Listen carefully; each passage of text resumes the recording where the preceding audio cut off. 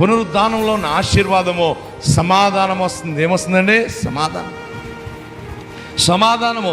ఎవరైతే యేసు క్రీస్తు ప్రభు రక్తం ద్వారా మా పాపాలు పోయే అని అంగీకరించిన తర్వాత ఆయన పునరుద్ధానుడు అని నమ్ముతారో వారి జీవితాలు ఏమొస్తుంది? సమాధానం. శిష్యులందరూ భయపడిపోతున్నారట.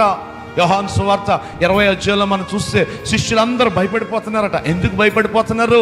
ఇంతవరకు ఇంతో తిరిగాము, ఇంతవరకు ఇంతో తిన్నాము, ఎక్కడికి వెళ్ళిన అద్భుతాలు జరిగాయి, ఎక్కడికి వెళ్ళిన ఆశ్చర్య కార్యాలు జరిగాయి, అందరూ మనల్ని గౌరవించారు, అందరూ మన చుట్టూ తిరిగారు. సడన్గా ఈయన ఏమైపోయాడు? చనిపోయాడు. సడన్గా ఇతను పట్టుకెళ్ళి ఎక్కడ పెట్టారు? సమాధిలో పెట్టారు. ఏంటి మా పరిస్థితి అని శిష్యులందరూ 4 గోళ్ల మధ్యలో కూర్చుని వణికిపోతున్నారట. ఒకడిని చూసి ఒకడు వణికిపోతున్నారంట. మనల్ని కూడా వచ్చి చంపేస్తారేమో, ఆ ప్రభువుని చంపిన వారు మనల్ని కూడా వచ్చి చంపేస్తారేమో అని చెప్పి ఒకళ్ళని చూసి ఒకళ్ళు వణికిపోతున్నారంట.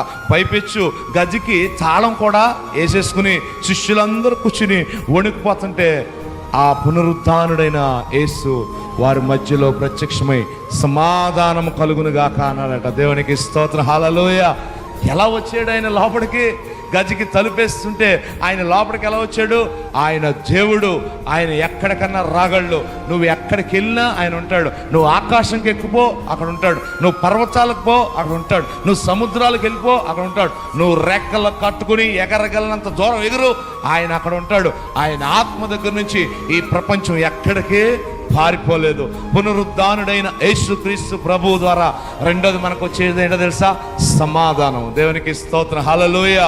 నువ్వు భయపడుతున్న పరిస్థితులు ఉన్నప్పటికీ, ఒత్తిడి కలుగుతున్న పరిస్థితులు ఉన్నప్పటికీ, జయించలేని పరిస్థితులు ఉన్నప్పటికీ, నీ జీవితంలో నెమ్మది లేని పరిస్థితులు ఉన్నప్పటికీ, నా దేవుడు పునరుద్ధానుడు అని నువ్వు ఎప్పుడైతే విశ్వసిస్తావో మొట్టమొదటిగా నీ ఆత్మలో సమాధానం వచ్చేస్తుంది. దేవునికి స్తోత్రం, హల్లెలూయా.